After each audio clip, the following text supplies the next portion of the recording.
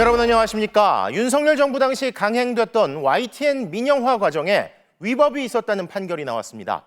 윤 전 대통령의 최측근인 김홍일 위원장 시절 방통위가 5명 정원 중 위원 2명만으로 YTN의 최대 주주를 유진그룹으로 바꿨던 처분을 취소하라는 건데요. 첫 소식 윤상문 기자가 보도합니다. 윤석열 정부의 YTN 민영화 방침으로 지난 2023년 10월 공기업인 한전 KDN과 한국마사회 등이 갖고 있던 YTN 지분을 사들인 유진 ENT. 현재 윤 전 대통령의 변호인 중 한 명인 김홍일 위원장이 이끌던 방송통신위원회는 위원 2명만으로 이듬해 2월 유진 측이 낸 최대 주주 변경 신청을 승인해줬습니다. 하지만 1년 9개월 만에 이 같은 YTN 민영화 조치를 되돌릴 길이 열렸습니다. YTN 우리사주조합 등이 최대 주주 변경 승인을 취소해달라고 낸 소송에서 서울행정법원이 우리사주조합에 손을 들어줬습니다. 재판부는 합의제 행정기관인 방통위의 정원이 5명인데도 김홍일 위원장과 이상인 부위원장 2인 체제에서 최대 주주 변경을 의결한 건 절차적으로 위법하다고 판단했습니다. 방통위법의 취지는 방송의 자유와 공공성, 독립성을 보장하는 것인데 2인 체제 하에선 토론과 설득, 수기의 기능이 구현되기 어렵고 합의제 행정기관의 본질적 개념에도 부합하지 않는다고 지적했습니다. 그간 2인 체제의 방통위가 내린 처분이 여러 차례 취소되어 왔는데 이번에도 법원이 그 위법성을 명확하게 지적한 겁니다. 저희가 그동안 줄곧 주장해왔던 부분을 재판부를 통해서 확인을 받게 돼서 기쁘게 생각하고 언론노조 YTN 지부는 유진그룹이 최대 주주가 된 이후 YTN의 공공성과 독립성이 훼손됐다며 이번 판결이 YTN이 다시 공적인 소유 구조로 돌아가는 시발점이 될 것이라고 밝혔습니다. MBC 뉴스 윤상문입니다. 공기업들이 소유했던 YTN 지분을 윤석열 정부가 민간에 넘기기로 했을 때부터 친정권 언론을 만들려는 의도라는 비판은 물론 여러 의혹도 끊이지 않았죠. 특히 통일교 로비 의혹은 물론이고 과거 김건희 씨가 자신의 허위 경력 의혹을 취재하던 YTN 기자에게 복수를 운운하는 녹취가 공개된 뒤 YTN을 사기업에 넘긴 의도에 대한 의구심은 더 커졌는데요. 이어서 이지은 기자의 보도입니다. 윤석열 정부 초기였던 지난 2022년 한전 KDN과 한국마사회는 자신들이 가진 YTN 지분을 매각하기로 결정했습니다. 윤석열 정부는 업무와 상관없는 지분을 갖고 있을 필요가 없다며 공기업 혁신을 명분으로 내세웠습니다. 하지만 YTN 노조는 윤석열 정부가 자본에게 언론을 넘겨 자기 편 삼으려 한다고 반발했습니다. 1년 뒤 실제로 유진 ENT가 두 공기업의 지분을 사들였고 방송통신위원회는 그대로 YTN 최대 주주 자격을 인정해줬습니다. 공공성이 큰 보도 전문 채널을 사기업에 넘긴 민영화를 두고 논란은 끊이지 않았습니다. 방통위에서 조직이 바뀐 방미통위는 판결 내용을 검토해보겠다는 원론적인 입장만 밝혔습니다. 항소 여부는 언급하진 않았습니다. 다만 최근 법무부가 윤석열 정부 당시 부당한 언론 제재를 둘러싼 소송에 대해 모두 항소를 포기하도록 지휘한 만큼 이번 역시 항소를 포기할 가능성이 높습니다. 반면 최대 주주 자격을 잃게 된 소송 보조 참가인 유진 ENT는 항소를 적극적으로 결정하겠다는 입장을 내놨습니다. 이들이 항소를 제기하면 재판이 더 이어질 수도 있습니다. 최종적으로 이번 판결이 유지되면 방미통위는 이 사안을 다시 논의해야 합니다. 방미통위가 유진 ENT의 최대 주주 자격을 박탈하면 유진 ENT는 방송법에 따라 6개월 안에 지분을 처분해야 합니다. 당초 YTN 대주주였던 공기업들은 경영과 보도에 관여하지 않으며 보도 전문 채널의 공공성을 지켜줬습니다. 이 원칙을 깼던 윤석열 정부 언론 민영화의 후폭풍이 법정 안팎에서 2년 넘게 이어지고 있는 셈입니다. MBC 뉴스 이지은입니다. 윤석열 정부의 방송통신위원회에서 MBC에 내린 제재가 부당했다는 판결도 잇따라 나오고 있습니다.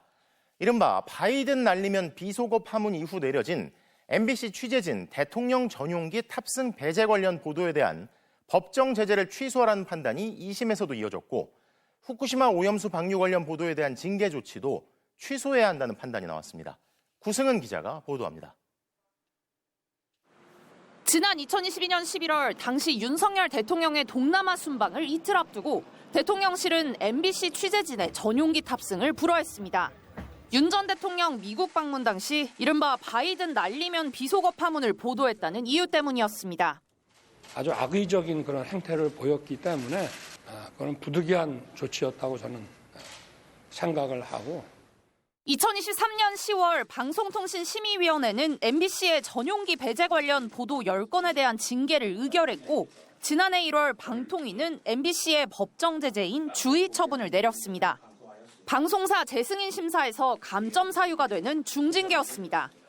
이에 대해 1심에 이어 2심에서도 이 제재를 취소해야 한다는 판결이 나왔습니다. 1심은 방통위원 2명만으로 제재를 결정한 건 절차적으로 문제가 있다고 판단했는데 2심은 절차적 문제는 인정하지 않았지만 오히려 방통위의 결정에 실체적 하자가 있다고 지적했습니다. 해당 보도들을 MBC에게 유리한 주장만을 담아 공정성과 균형성을 상실했다고 평가하기 어렵고 대통령실의 입장까지 균형 있게 다뤘다고 판단한 겁니다. 그러면서 대통령실의 전용기 탑승 배제 조치에 대해서도 기자들의 대통령 전용기 탑승은 언론 본연의 임무인 취재를 통해 국민의 알 권리를 충족시키는 것이어서 대통령실에서 언론사 및 그 소속 기자의 편의를 봐주는 차원의 조치로 이해해선 안 된다고 꼬집었습니다. 지난해 2월 후쿠시마 오염수 방류 상황을 보도하면서 물고기 떼 자료화면을 사용한 것에 대해 방통위가 처분한 경고 제재도 역시 취소 판결이 내려졌습니다. 이로써 부당한 제재를 취소해달라고 MBC가 방통위를 상대로 제기한 소송 18건 가운데 1심에서 결론이 난 16건은 모두 MBC가 승소했습니다. MBC 뉴스 구승훈입니다. 이런 가운데 이재명 정부에서 새로 출범한 방송미디어통신위원회 초대 위원장으로 김종철 연세대 법학전문대학원 교수가 지명됐습니다. 헌법학자이자 언론법 전문가인 김 위원장 지명으로 출범 뒤 2달 가까이 차질을 빚었던 업무도 정상화될 것으로 보입니다. 홍신영 기자의 보도입니다. 방통위가 폐지되고 새로 출범한 방송미디어통신위원회 초대 위원장 후보로 김종철 연세대 로스쿨 교수가 지명됐습니다. 헌법학자이자 언론법 전문가로 대통령실은 김 후보자가 헌법에서 보장하는 표현의 자유와 한계에 대한 이해가 깊은 적임자라고 강조했습니다. 국민 주권을 최우선 가치로 방송, 미디어의 공적 기능과 사회적 책임을 강화해 새로운 디지털 미디어 산업 환경에 적응하며 규제를 혁파하고 법제를 정비할 적임자로 여겨집니다. 방미통위는 뉴미디어와 디지털 방송 정책 등을 과기부로부터 넘겨받아 지난달 1일 출범했지만 위원장과 위원 선임이 이루어지지 않으면서 사실상 개점 휴업 상태로 2달의 시간을 보냈습니다. 이 때문에 방송법 개정 후속 절차와 구글, 애플 등에 대한 과징금 부과 등 주요 업무가 표류돼 왔다는 지적이 있었습니다. 대통령실 관계자는 초대 방미통위에서 할 일이 많아 정책적 능력이 있는 사람을 찾았다며 청문회도 무난히 통과할 것으로 본다고 전했습니다. 대통령 몫의 방미통위 위원으로는 언론인권센터에서 언론 피해 구제 활동을 해온 류신한 변호사가 위촉됐습니다. 방미통위 위원 7명 중 대통령 목 2명이 추천되면서 위원 2명을 추천해야 하는 여당과 3명을 추천해야 하는 야당도 인선 작업에 속도를 낼 것으로 보입니다. 새로 꾸려질 방미통위 앞엔 YTN 매각 승인 취소와 KBS와 MBC 등 공영방송 이사 선임, 지난 7월 폐지된 단통법 후속 조치 등 각종 현안이 산적해 있습니다. 또 이진숙 전 방송통신위원장이 제기한 헌법 소원과 가처분 신청이 방미통위 구성에 또 다른 변수가 될 수 있다는 우려도 있습니다. MBC 뉴스 홍신영입니다. 비상계엄 당시 국회 봉쇄를 지시해 의원들의 국회 출입을 막았던 김봉식 전 서울경찰청장이 내란 재판에서 윤 전 대통령에게 유도신문을 당했습니다. 자신은 국회 봉쇄 지시를 내린 적이 없다며 여전히 오리발을 내밀고 있는 윤 전 대통령 측이 중요 증인인 김 전 청장에게 의원들의 출입은 차단하지 말라는 말을 대통령으로부터 들은 적이 있지 않냐고 물은 건데요. 하지만 김 전 청장은 윤 전 대통령으로부터 그런 지시는 받은 적이 없다고 분명히 밝히면서 후회한다고 거듭 말했습니다. 유서영 기자가 보도합니다. 김봉식 전 서울경찰청장을 마주한 윤석열 전 대통령은 먼저 12.3 비상계엄 당일 밤 국회에 투입된 경찰력의 규모를 물고 늘어졌습니다. 국회에 300명 또 나아가서 한 700명 가지고 국회를 봉쇄하고 통제한다는 거는 그건 코미디 같은 얘기 아닙니까? 경찰관 300명 정도만 투입됐는데 최소 3,000명이 필요하지 않냐는 식으로 몰아가자 김 전 청장도 그렇다고 답했습니다. 하지만 계엄 선포 전 처음 배치됐던 400명가량의 경찰은 최종적으로 1,800명까지 늘어났고 차벽을 세우는 데 동원한 경찰 차량도 200대를 훌쩍 넘습니다. 윤 전 대통령은 계엄 선포 사실이 새나가지 않도록 유의하라고 하지 않았냐며 유도 신문을 했는데 상황 발생하기 전까지는 보안이 중요하니까 좀 멀리 떨어져 있어라 이런 얘기 혹시 기억이 나세요? 동시에 대규모 경력을 투입하지 않은 게 국회를 봉쇄할 목적이 없었다는 증거라며 앞뒤가 안 맞는 질문도 했습니다. 내가 그 탄핵 심판할 때 보니까 평균 동원되는 경찰이 한 10,000명쯤 되고 선거하는 날은 2만 명이 동원됐다고. 김 전 청장은 의원들을 막지 말라는 대통령의 지시는 전해 들은 것도 없고 자신의 판단을 후회한다고 거듭 말했습니다. 의원들 출입하는 걸 차단하지 마라 이렇게 말씀하셨다거나 혹은 그런 취지로 들으셨다거나 이런 사실이 있습니까? 아닙니다. 듣지 못했고 또 자신의 지시를 받은 직원들을 언급하며 울먹이기도 했습니다. MBC 뉴스 유서영입니다. 순직해병 특검이 오늘 150일간의 수사를 마무리했습니다. VIP 한 사람의 경로로 모든 것이 엉망진창이 되고 수많은 사람이 범죄자가 됐다고 평가받은 이 사건을 수사한 특검은 윤석열 전 대통령 등 33명을 기소했는데요. 특검에서 마무리하지 못한 일부 사건은 국가수사본부로 인계됩니다. 이혜리 기자의 보도입니다. 150일간의 수사를 마무리한 순직해병 특검은 경로에서 이어진 수사 외압까지 모두 윤석열 전 대통령으로부터 시작됐다고 결론 내렸습니다. 왜 이렇게 무리하게 진행을 해서 이런 인명사고가 나게 하느냐 이렇게 좀 질책성 당부를 한 바 있습니다. 국가안보실 회의에서 윤석열 전 대통령의 경로가 있었다는 사실을 밝혀냈고 사단장을 혐의에서 빼기 위한 조직적인 직권남용 범행을 저지른 사실을 확인했습니다. 외압을 폭로한 박정훈 대령을 향한 보복 조치도 윤 전 대통령의 지시로 시작됐다는 게 특검의 판단입니다. 출국 금지까지 됐던 이종섭 전 국방부 장관을 호주 대사로 도피시킨 장본인 역시 자신까지 수사 대상이 될 걸 우려한 윤 전 대통령으로 조사됐습니다. 특검은 윤 전 대통령의 지시에 따라 법령에 명시된 절차와 요건이 모두 무시됐다고 지적했습니다.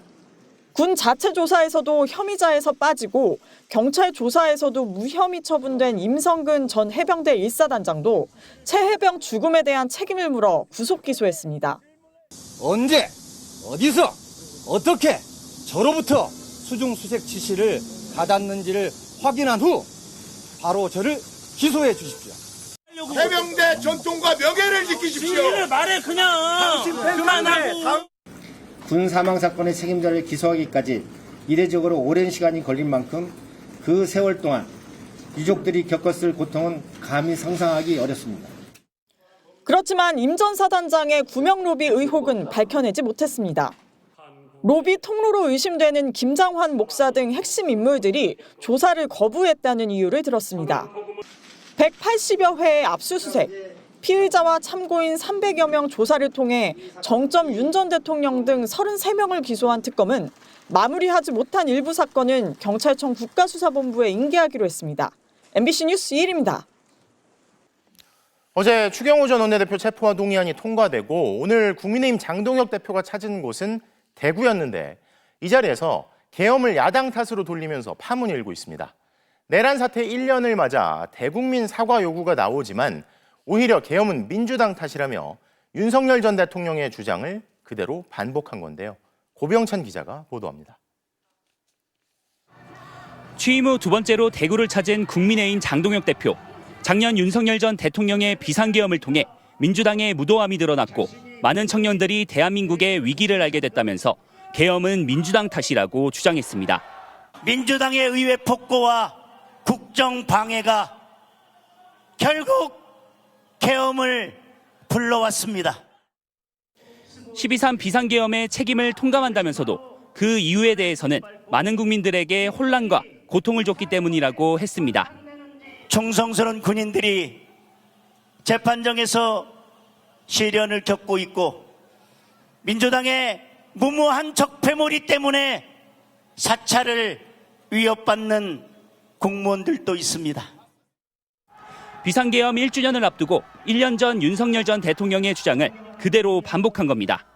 뿔뿔이 흩어져서 계엄도 막지 못했고 탄핵도 막지 못했고 똘똘 뭉쳐서 이재명 독재에 맞서 싸워야 합니다. 장 대표의 강경 발언이 이어지는 사이 당 안팎에선 비상계엄 사과 여부를 놓고 분열이 심화되는 모양새입니다. 일부 집회 참가자들은 사과하면 국민의 짐이라는 팻말을 들고 구호를 외쳤고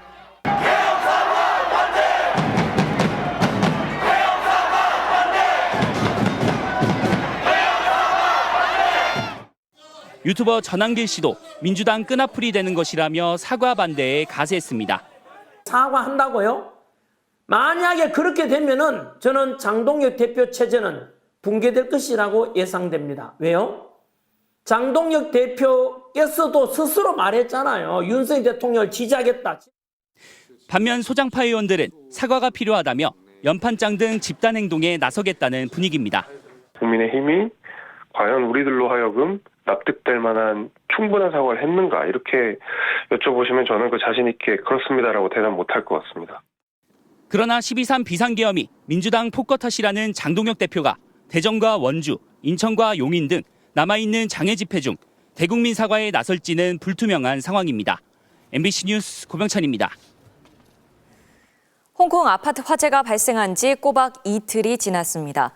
32층 아파트가 1층부터 꼭대기까지 불길에 휩싸이면서 진압에 어려움을 겪었는데요. 현장에 나가 있는 베이징 특파원 연결합니다. 이필희 특파원, 현재 상황 어떻습니까?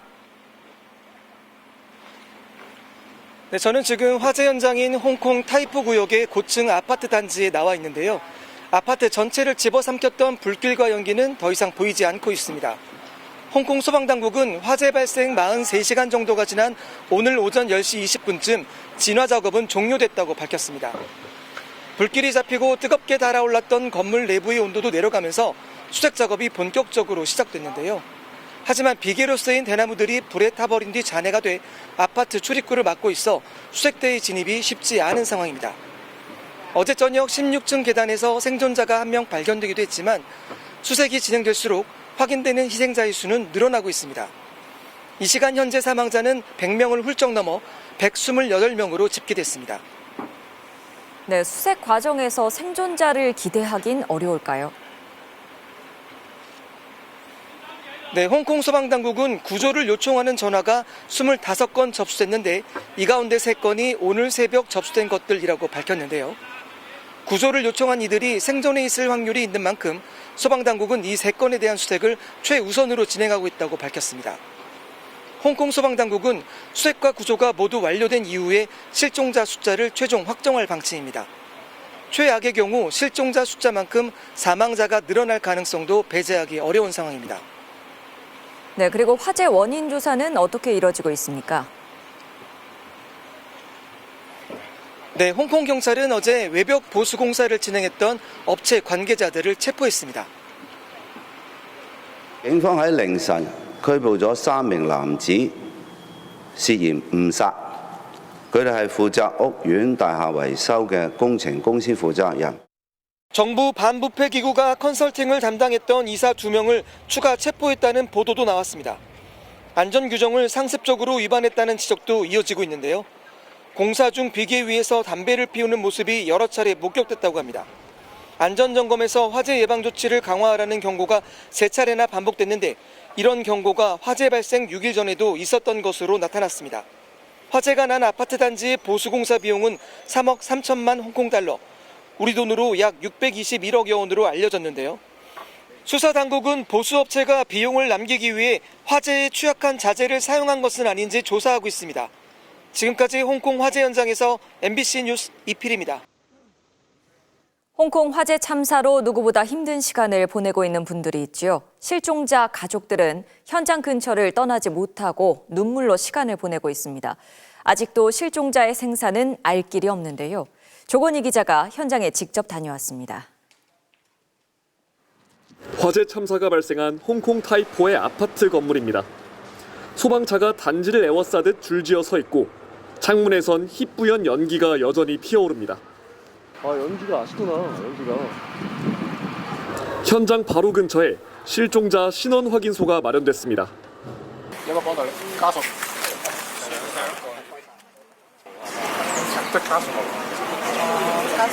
가족들만 몇십 명 정도.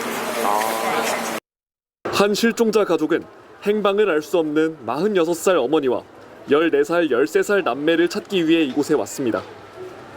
이들은 40년 넘게 이곳에서 함께 지내왔습니다.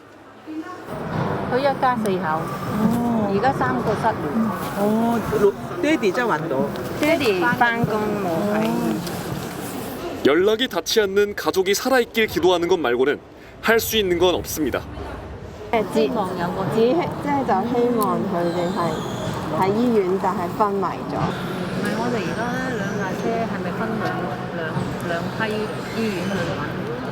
결국 울음을 참지 못했습니다. 화재 발생 사흘째. 아직까지도 생사를 알 수 없는 실종자는 200명이 넘습니다. 참사 현장 근처 공터에는 이불과 옷가지, 휴지 등이 상자째 쌓여 있습니다. 갈 곳이 사라진 이재민들을 돕기 위해 각지에서 보내온 물품들입니다. 구호물품 품목별 위치가 그려진 지도입니다. 여기 보면 빨간색 네모가 있는 곳이 지금 제가 서 있는 위치고요. 이 옆에 일용품 구역이라고 써 있습니다. 여기 일용품 구역에 뭐가 있는지를 직접 보니까 이렇게 상자가 나열돼 있고요. 여기 안에는 손세정제, 샴푸 같은 생필품들이 있습니다. 아파트 주민 레이 씨는 30년 지기 친구를 잃었습니다.喺Facebook度佢係因為有個失蹤人口嘅調查就知道佢失蹤咗，難過咯，只可以難過，因為冇嘢幫到。갈 곳 없는 이재민으로 가득 찬 대피소. 한눈에도 급히 챙겨 나온 듯 보이는 가방들이 매트 위에 뒤엉킨 채 놓여 있습니다. 이곳은 지상 5층, 지하 1층의 대형 체육관입니다. 지금은 이재민들을 위한 임시 거처로 변했는데요. 그만큼 이번 화재 참사의 피해자가 많다는 뜻입니다. 근처 초등학교 역시 휴교에 들어가 이재민 거처로 사용되고 있습니다. 이번 화재는 지금까지 최소 200여 명의 사상자를 냈습니다. 1948년 홍콩 창고 화재 이후 77년 만에 벌어진 최악의 참사입니다. MBC 뉴스 조건입니다. 이번 화재 피해를 키운 걸로 지목된 게 대나무 비계지요. 우리나라는 홍콩과 달리 금속 비계를 사용하지만 과연 우리나라가 화재에 안전할지 점검해 봤는데요. 홍콩처럼 초고층 건물 주거 비중이 높아지는 추세이고 또 가연성 외장재를 활용한 오래된 건물은 화재가 나면 순식간에 번질 수 있습니다. 고재민 기자입니다. 아파트 외벽에 설치한 대나무 비계. 이번 홍콩 화재의 불쏘시개가 됐습니다. 우리나라는 건설 현장에서 대나무나 목재 같은 가연성 비계의 사용이 금지돼 있어 홍콩과 상황이 다릅니다. 하지만 아파트 외벽에 스티로폼 자재 같은 가연성 소재가 불을 키운 건 주목할 대목입니다. 지난 2010년 부산 해운대 오피스텔 건물 4층에서 시작된 대형 화재. 불에 잘 타는 알루미늄 패널을 외장재로 사용한 탓에 불은 불과 30분 만에 38층 꼭대기까지 번졌습니다. 2015년 130명의 사상자를 낸 경기 의정부 아파트 화재의 경우 필로티 구조의 1층 주차장에서 시작된 불이 외벽을 타고 순식간에 건물 전체를 집어삼켰습니다. 외벽에 단열재를 바르는 드라이비트 공법이 불을 키웠습니다. 드라이비트는 노출되는 시간이 길어지면 길어질수록 화재가 확산되는 데는 다른 구조보다는 굉장히 취약하거든요. 잇따른 대형 화재에 정부는 2015년에는 6층 이상 건축물에, 2019년에는 3층 이상 건축물에 불에 잘 타지 않는 외장재를 쓰도록 기준을 잇따라 정비했습니다. 문제는 이전에 지어진 건물들은 바뀐 기준의 적용을 받지 않는다는 겁니다. 필로티 구조이면서 가연성 외장재가 쓰인 주택만 따져도 최근 11만 6천 동으로 집계됐습니다. 홍콩처럼 고층 주거 비중도 높아지고 있습니다. 지난해 기준 전국 50층 이상 초고층 건물은 136동, 31층에서 49층짜리 준초고층 건물은 4,620동입니다. 하지만 불과 연기를 피할 수 있는 피난 안전구역이 모든 고층 건물에 있는 게 아닙니다. 초고층 건물은 최대 30층마다 1개 이상의 피난안전구역을 꼭 둬야 하지만 준초고층은 설치 의무가 없습니다. 피난안전구역을 안 만들려고 일부러 50층 미만으로 짓기도 합니다. 그러면 이제 초고층 건물에 해당하지 않으니까 사각지대를 이용해서 시설을 안 해놓는 그런 경우가 되게 많거든요. 홍콩과 같은 대형 인명피해를 막기 위해 국내 초고층 건물 주민의 피난 숙련도를 높이고 노후 고층 건물 외장재에 대한 전수조사도 필요하다는 지적이 나옵니다. MBC 뉴스 고재민입니다. 삼성바이오로직스 인사팀 문건 유출 속보입니다. MBC가 확보한 올해 승격 후보군 문건을 보면 삼성그룹 전현직 임원들의 이름이 등장합니다. 왜일까요?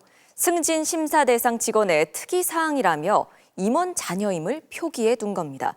원석진 기자 단독 보도입니다. 지난 2월 작성된 승격 후보군 특이사항이라는 제목의 삼성바이오로직스 문건. 승진 심사 대상자 9명의 직책과 입사일, 어학 등급, 연봉 등급 등이 일목요연하게 정리돼 있습니다. 이 가운데 4명의 비고란을 보니 삼성 계열사 전현직 임원이 1명씩 등장합니다. 현직 부회장, 전직 계열사 대표, 전 인사팀장 상무, 삼성전자 상무라고 나옵니다. 사내에서는 심사 대상자와 가족관계라는 소문이 파다했습니다. 해당 직원들에게 직접 확인해봤습니다. 대표이사님이 아버지시잖아요. 네. 상무님 따님 되시잖아요.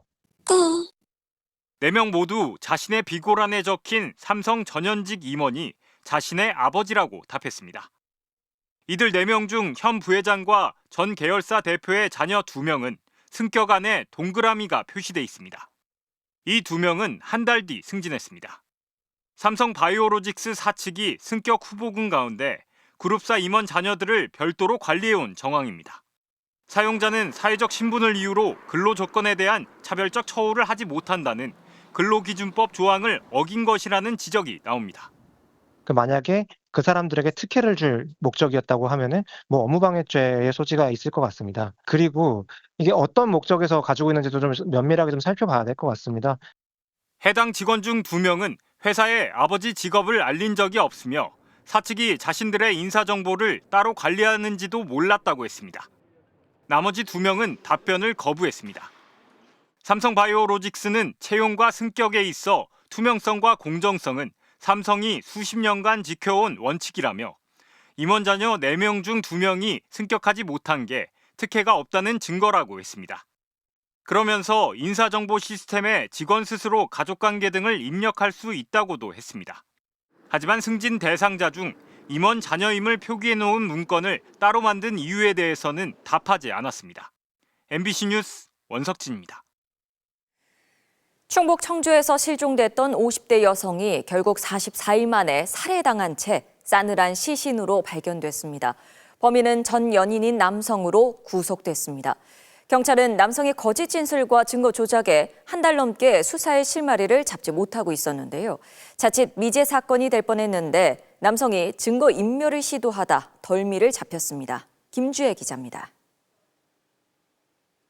늦은 밤, 흰색 SUV 차량이 충주호로 들어가고 2분 뒤 한 남성이 걸어 나오더니 사라집니다. 지난달 충북 청주에서 실종된 50대 여성의 전 연인 김모 씨입니다. 여성이 몰던 차량을 쫓던 경찰은 CCTV를 검색하다 남성이 차를 유기하는 장면을 확인했습니다. 차는 물에 빠져 있었고요. 크레인이 와갖고 차 빼고 국가수가 와갖고 검사하고요. 실종 여성의 차량으로 확인되자 경찰은 그동안 차 위치에 대해 거짓말했던 김 씨를 체포했습니다. 김 씨는 실종 여성을 때렸지만 살해하지 않았다고 버티다 다음 날 살해 사실과 시신 유기 장소를 자백했습니다.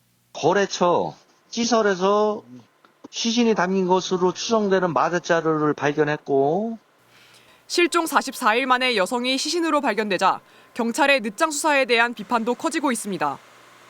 경찰은 여성 실종 약 한 달 만에야 전담 수사팀을 꾸렸고 특히 김 씨가 해를 가했을 수 있다는 유족들의 초기 진술을 확보하고도 실종 3주 뒤에나 김 씨를 조사한 것으로 드러났습니다. 이제만 해명만 했는데 형쪽을 자꾸 벌써 어디까지 잡혀놨다고.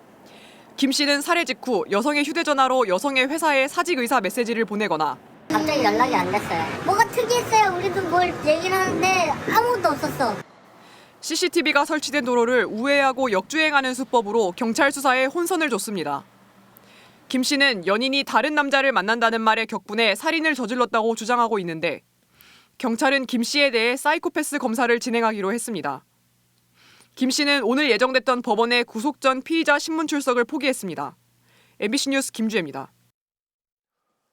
검찰이 국회 패스트트랙 사건으로 기소한 더불어민주당 전현직 의원 등 10명 전원에 대해 벌금형을 구형했습니다.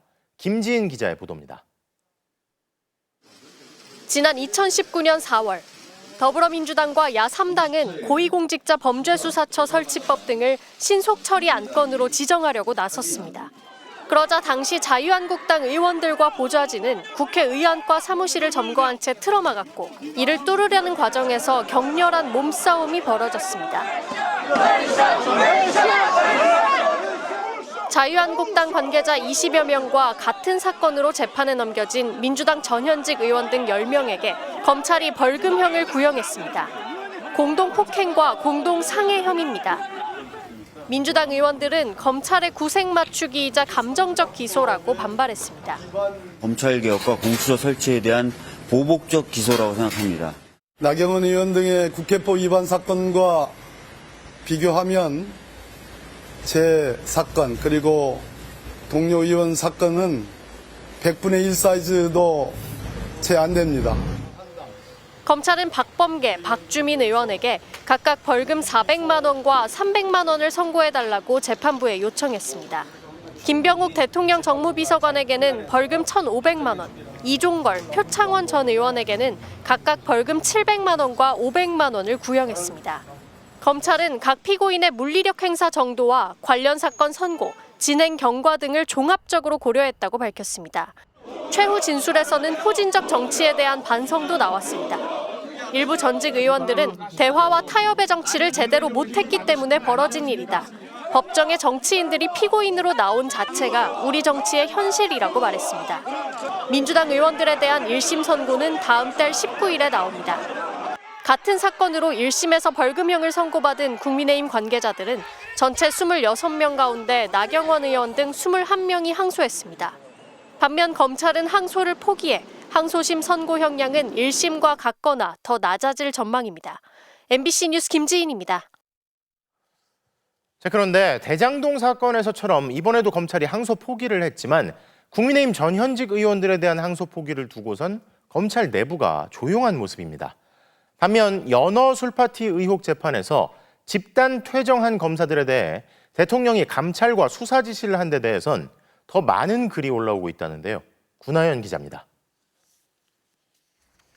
김태훈 서울 남부지검장은 오늘 출근길에서 패스트트랙 사건에 대한 항소 제기 의견도 있었지만 논의를 통해 항소 포기를 결정했다고 밝혔습니다. 논의 과정에서 다양한 의견이 있었습니다. 수사팀을 비롯해서 항소 제기 의견도 물론 있었는데요. 논의를 통해서 방침을 결정했고 내용을 수용했기 때문에 대검 예규는 검찰의 구형과 법원의 선고 사이 형벌 종류가 달라지거나 선고 형량이 구형량의 절반에 못 미칠 때 원칙적으로 항소하라고 정하고 있습니다.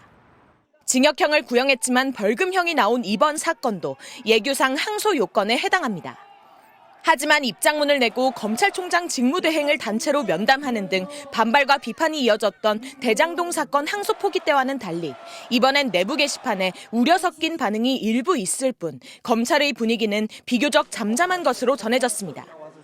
정유미 법무연수원 연구위원은 오늘 내부망에 대장동 항소 포기로 여당 쪽에 유리한 상황을 조성했으니 이번 사건은 야당에 유리하도록 항소를 포기해야 균형에 맞다는 장군 멍군식 생각이 포함됐다면 결코 해서는 안 되는 정치적 고려라는 글을 남겼습니다. 일부 젊은 검사들은 댓글로 이번 항소 포기의 경우 의사결정 절차가 정당하더라도 징역형 구형을 뒤집을 만한 사정으로 보기에 많이 부족하다.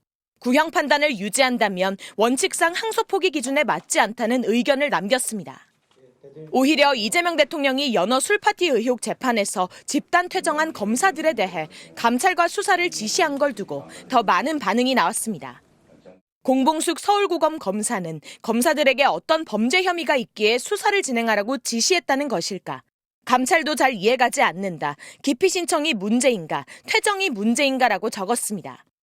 형소법은 검사를 재판부 기피 신청권자로 명시하고 있어 검사 퇴정이 문제가 될 수 없다고 지적하는 내용이었습니다. MBC 뉴스 구나연입니다. 여야가 기업들의 배당 확대를 유도하기 위해 당장 내년부터 배당소득 분리과세를 본격 도입하기로 합의했습니다. 여야는 오늘 국회 기재위 조세 소위를 열고 배당소득에 대해 최고 세율을 사실상 25% 수준으로 낮추고 50억 원 초과 구간에 대해선 최고 세율 30%를 적용하는 방안에 합의했습니다. 이 대통령의 대선 공약이었던 배당소득 분리과세 합의안에 대해 대통령실은 시장의 기대와 조세 형평성을 모두 고려한 결과라고 평가했습니다. 11주간의 훈련을 마친 해군과 해병대 사관 후보생 임관식이 오늘 열렸는데요. 이재용 삼성전자 회장의 장남 이지호 씨가 기수 대표로 선서를 하며 이목을 끈 가운데 삼성가 사람들도 대거 임관식에 참석해 모습을 드러냈습니다. 문철진 기자가 현장에 다녀왔습니다. 해군 이지스함과 잠수함 등이 바다에 도열한 경남 진해 해군사관학교. 19발의 예포와 함께 139기 해군 해병대 사관 후보생 수료 임관식이 열립니다. 후보생 80여 명 전체를 지휘하는 기수 대표는 이재용 삼성전자 회장의 장남 이지호 후보생.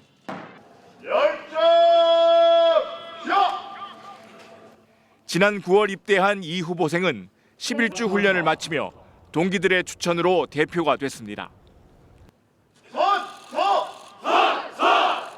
나는 대한민국의 장교로서 저와 국민을 위하여. 이 후보생의 임관식엔 부모인 이재용 회장과 임세령 대상홀딩스 부회장은 물론 할머니인 홍라희 삼성미술관 리움 명예관장 등 삼성가 사람들도 대거 참석했습니다. 계급장 수여식 때 이 회장과 홍 관장은 다른 부모, 친지들처럼 연병장으로 내려와 골드라인 계급장을 직접 달아줬고 해군 소위가 된 이 씨는 아버지와 할머니에게 임관을 신고했습니다. 사관 후보생 이지호는 2025년 11월 28일 부로 해군 소위에 임명을 명받았습니다. 이에 신고합니다. 필승! 수고했어. 임관식을 마친 이지호 소위는 5주간의 추가 훈련을 받은 뒤 자대에 배치돼 통역 장교로 복무할 예정입니다. 군 생활 기간은 총 39개월로 오는 2028년 12월 1일에 전역합니다. MBC 뉴스 문철진입니다. 우리 군이 1조 3천억 원을 투입해 띄운 군사 정찰 위성 5개 가운데 2개에서 최근 잇따라 문제가 생긴 사실이 확인됐습니다.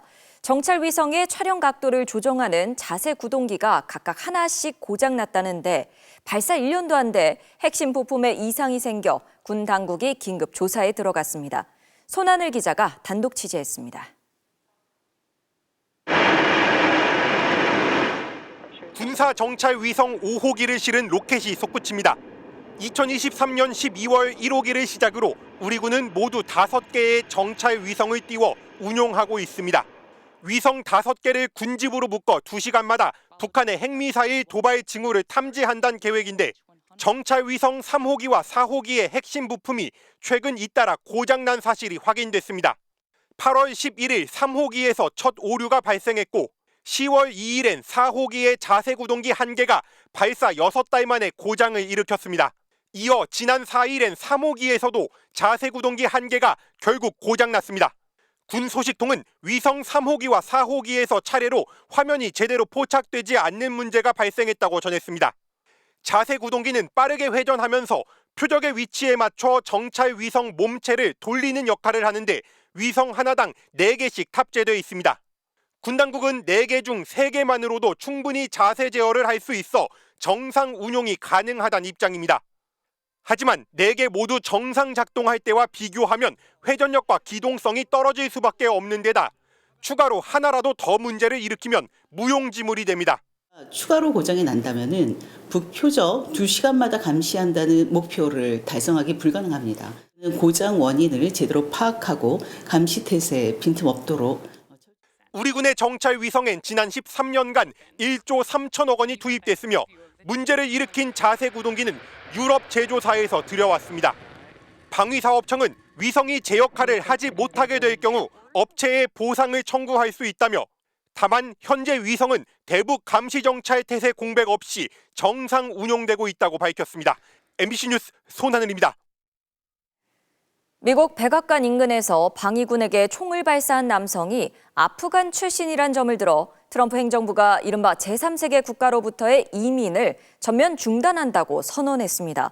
그런데 아이러니하게도 이 용의자는 과거 미국 CIA와 공조하던 아프간 특수부대 출신으로 드러났습니다. 로스앤젤레스 박윤수 특파원입니다.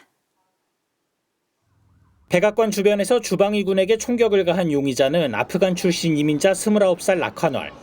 수사당국은 그가 서부에서 동부까지 4,500km를 횡단해 군인을 공격한 점으로 미뤄 계획 범행으로 보고 있습니다. Somebody drove across the country, came to Washington, D.C. to attack America. And that person will be prosecuted to the fullest extent of the law. 한 괴물이 2명의 장병을 공격했다며 분노를 드러낸 뒤 피격당한 여군의 사망 소식을 직접 전한 트럼프 대통령은 나아가 제3세계 국가의 미국 이민을 전면 중단한다고 선언했습니다. We have no greater national security priority than ensuring that we have full control over the people that enter and remain in our country. 이란, 쿠바 등 이른바 제3세계 국가 시민들의 이민을 당분간 중단한다는 것입니다. 그런데 정작 이런 이민 중단 조치에 발단이 된 아프간의 용의자는 과거 미국 CIA와 함께 작전을 펼쳤던 특수부대원이었습니다.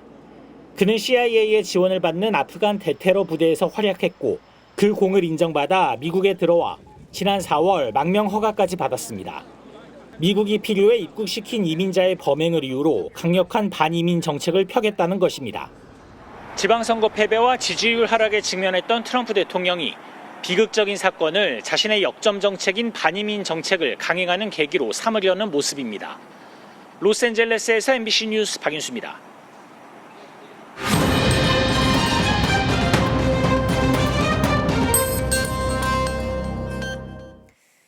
태평양의 작은 섬나라 바누아투가 겪고 있는 기후 위기에 대해 연속 전해드리고 있습니다.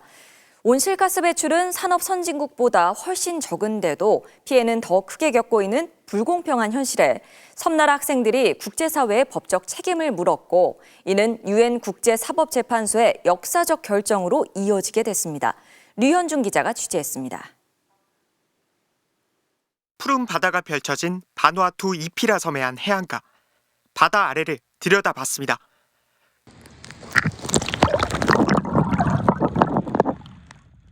형형색색의 산호 대신 죽은 산호의 잿빛 조각들이 가득합니다. The best corals are very colorful. They're very colorful corals. But now, lots of cyclone coming in, kills our corals. 바누아투 주변 해수면 온도는 지난 40년 꾸준히 상승했고 바다 생태계도 급변했습니다. Because of the climate change, the fish are going far away. Yesterday, went out fishing for 4-5 hours, no fish. 사람들도 대대로 거주해온 삶의 터전을 떠나고 있습니다. All of us in this village, we used to live off the sea. Slowly the fish are gone. 수박과 고구마를 키우던 4만 제곱미터의 밭. 2달 전 폭우에 작물들이 흔적도 없이 사라졌습니다. 반복되는 피해 한 해 농사 계획조차 세우기 어렵다고 말합니다. Our ancestors, they plant, they harvest everything, it goes around. But today, no. We plant, damage, we plant, damage, we plant, damage. So. 2달 전 홍수 피해로 새로 개척한 수박밭인데요. 마을 전체가 더 높은 곳으로 이동하고 있습니다. 농업과 관광업이 주 산업으로 온실가스 배출량이 많지도 않은데 기후위기엔 최전선에 서 있는 바누아투의 현실. 지난 2019년 법대생 27명이 기후변화에 대해 산업 선진국들이 어떤 책임을 지는지 유엔에 따져 물었습니다. The need for a transformational change because the more we studied climate law, the more depressing we got. It's not in a way that fits the purpose for people, especially from where we come from. 그리고 6년 뒤인 지난 7월 유엔 국제사법재판소는 기후 협약을 지키지 않는 것은 국제법 위반이며 국가 간 손해배상도 가능하다는 역사적인 결정을 도출했습니다. We found that it's not moving fast enough to just go along this road of making statements and making promises. We wanted to get a definitive statement of the law from highest legal authority possible. Let's not lose sight that we are all in the same boat, or we are all in the same planet. When we talk about climate change, people often say frontline communities. We are all affected, just differently. MBC 뉴스 류현준입니다. 고령 1인 가구가 증가하면서 이들을 돌볼 AI 기술의 필요성이 커지고 있는데요. 최근엔 전남 순천의 한 마을에서 응급 상황에 빠진 남성을 AI 안부 전화 덕에 구할 수 있었습니다. 유민호 기자입니다. TV가 켜진 원룸 안. 수납장 뒤로 흰색 플러그가 꽂혀 있습니다. 순천시가 설치한 스마트 돌봄 플러그입니다. 전류 변화를 감지해 장기간 가전제품을 사용하지 않으면 이를 위험 상황으로 판단하고 담당 복지공무원에게 알림이 가는 기기입니다. 이처럼 AI 기술로 돌봄 취약 가구의 안부를 살피는 방식이 확대되고 있습니다. 최근 순천의 한 마을에서는 AI 안부 전화 덕에 응급 상황에 처한 남성을 구한 일이 생겼습니다. 주 1회 AI가 안부를 묻는 전화를 거는데 연결이 되지 않자 행정복지센터에서 현장을 찾은 겁니다. 이제 AI 전화를 통보를 받고 연락이 안 돼서 여기 와 보니까 어르신이 혼자 방 안에 누워 계셨어요. 이제 다음날 청소를 하려고 왔는데 좀 괴사가 된 것 같아가지고 저희가 바로 119를 불렀고. 갈수록 증가하는 1인 가구. 여기에 고령화까지 겹치면서 지자체 손길이 닿지 못하는 복지 사각지대가 커지고 있습니다. AI 기술을 활용한 돌봄 서비스를 지속해서 확대해야 한다는 목소리입니다. 공모 사업이나 어떠한 정책이나 이런 부분에 대해서 대비를 해서 그런 흐름에 발맞춰 나갈 수 있는 인재 양성과 그리고 교육이 필요하다고 봅니다. 또 시민이 AI를 이해할 수 있도록 관련 교육을 실시하고 교통복지행정 등 지자체 부서마다 추진하는 AI 정책을 총괄하는 조직도 필요합니다. MBC 뉴스 유민호입니다. 프로야구 KT가 한화로 떠난 강백호의 FA 보상 선수로 한화의 필승조였던 강속구 투수 한승혁을 지명했습니다. 강백호가 한화로 이적한 뒤 김현수와 최원준을 연임하면서 타선에 공백을 메운 KT. 강백호의 보상 선수로 강속구 투수 한승혁을 데려와 불펜을 보강했습니다. 지난해부터 재고 문제를 잡으면서 한화의 필승조로 활약했고 올해는 팀 내 홀드 공동 1위에 올랐는데요. FA 자격 취득까지 단 한 시즌 남았지만 개투진이 헐거워진 KT는 즉시 전력감으로 한승혁을 최상의 카드로 판단했습니다. 한편 두산은 이영하에 이어 또 다른 내부 FA 투수 최원준과도 계약하면서 예년과는 달리 스토브리그에서 FA를 잡는 데만 186억 원을 썼습니다.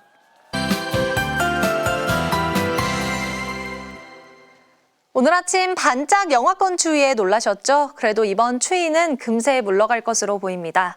우리나라의 차가운 북서풍을 불어넣은 고기압이 우리나라 남쪽으로 이동하겠고요. 그 가장자리를 따라 남서풍이 불며 주말에는 예년 기온을 다시 회복하겠습니다. 주말인 내일 추위가 주춤하면서 마지막 늦가을을 만끽하기 좋겠는데요. 다만 밤사이 경기 북부와 영서를 중심으로 약한 비가 조금 내리는 곳이 있겠고요. 휴일인 모레는 한낮에 더 온화해지겠지만 국외 미세먼지가 유입돼 중서부 지방을 중심으로 공기가 탁해지겠습니다. 다음 주에는 본격 강추위 대비를 하셔야겠습니다. 다음 주 중반 이번보다 더 강력한 한기가 내려오겠고요. 수요일 서울의 아침 기온이 영하 7도까지 뚝 떨어지겠습니다. 기온 변화가 극심한 만큼 감기 조심하셔야겠습니다. 내일 중부지방은 차츰 흐려지겠고요. 바람도 강하게 불겠습니다. 내일 아침 기온 보시면 서울이 1도, 대구 영하 1도로 남부지방은 오늘보다 최고 7도가량 낮겠고요. 한낮 기온은 서울이 12도, 광주 16도까지 오르겠습니다. 다음 주 수요일에는 강추위 속 충남과 호남을 중심으로 비나 눈이 내리겠습니다. 날씨였습니다. 금요일 뉴스데스크 오늘 순서는 여기까지입니다. 함께해 주신 여러분 고맙습니다.